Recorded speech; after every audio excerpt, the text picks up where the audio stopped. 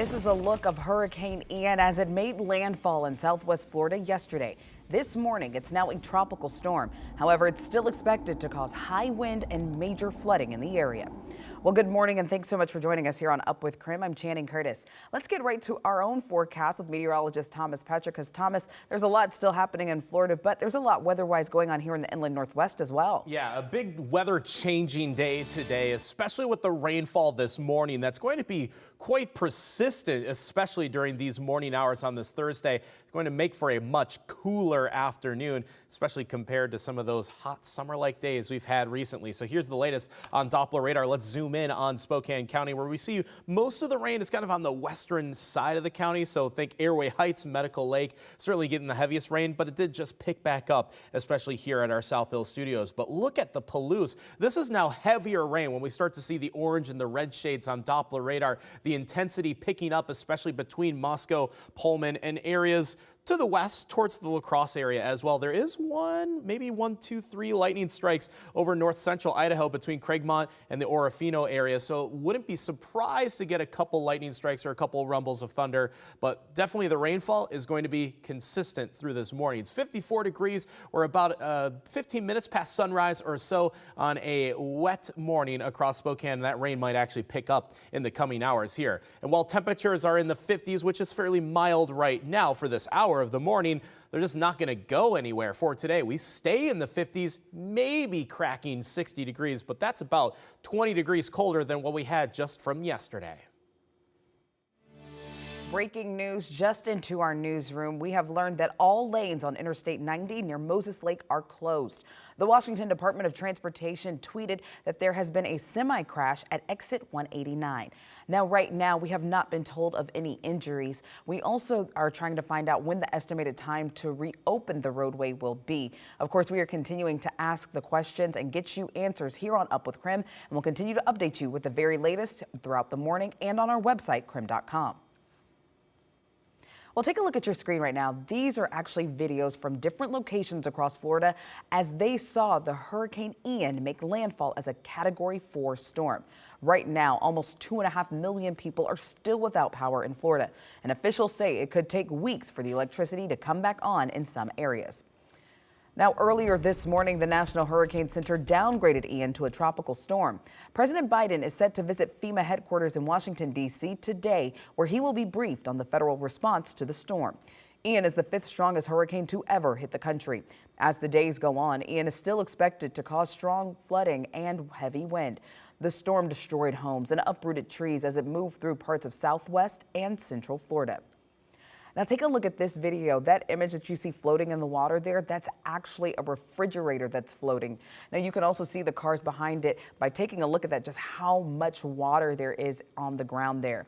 Now after passing through Florida's east coast, Ian is expected to move toward Georgia and South Carolina.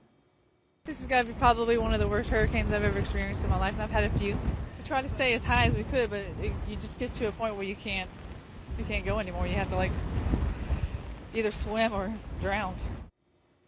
Now this morning, President Biden is warning oil and gas companies to not use the storm as an excuse to raise prices.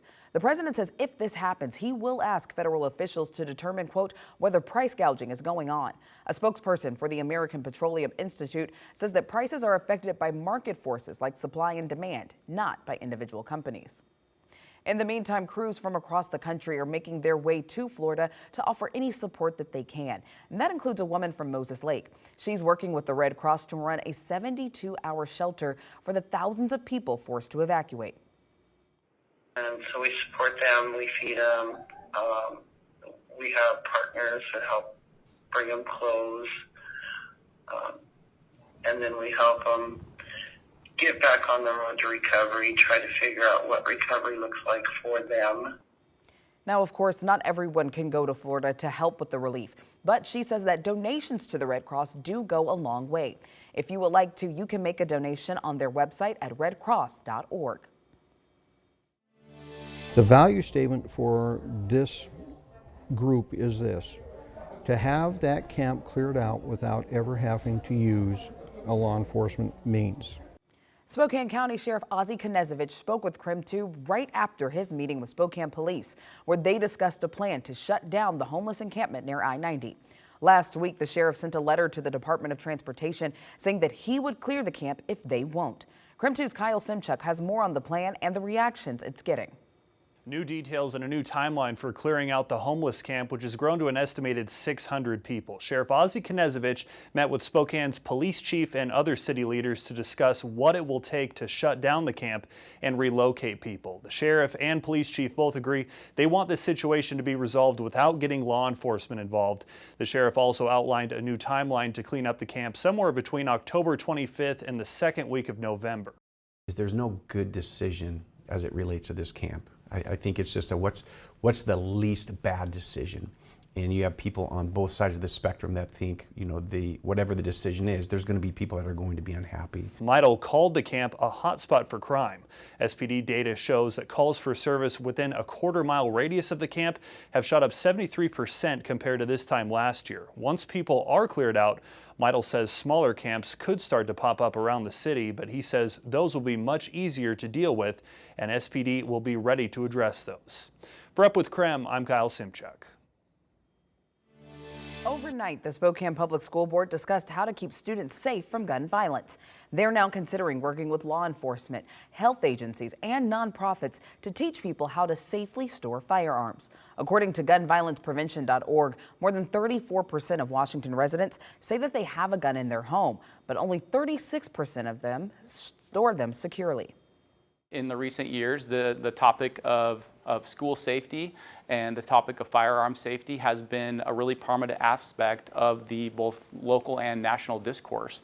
And our role in that is to share factual information. Now, the meeting was just a discussion with no decisions or motions being made. But now SPS says that this could be the beginning of additional safety strategies across the board. It's 7:08 now, time for your morning rush. More news in less time. In just a few weeks, Bonner County will have a brand new Veterans Affairs clinic. This clinic will have a full-time physician, an advanced nurse practitioner, and 2 full primary care teams. The clinic is set to open in October. The North Idaho College wrestling coach and former interim president Mike Sabali has resigned. Sabali was placed on administrative leave on September 1st. Now, the school declined to say why he left, just saying that it is a personal matter. Sabali was chosen to serve as the college's interim president in October of 2021 after the Board of Trustees fired former President Rick McClellan.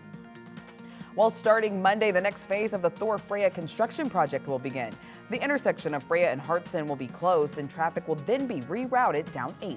This next phase of the project is focusing on water lines and underground utilities work. The city is asking drivers to be patient and expect new detours. Well, the Inland Northwest Honor Flight is taking off again this Monday.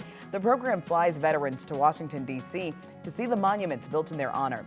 99 veterans who served in World War II, the Korean War, and the Vietnam War will be on the flight. A ceremony to see the flight off will begin at 6:30 a.m. on Monday, and everyone is invited to attend. And that's a look at your morning rush.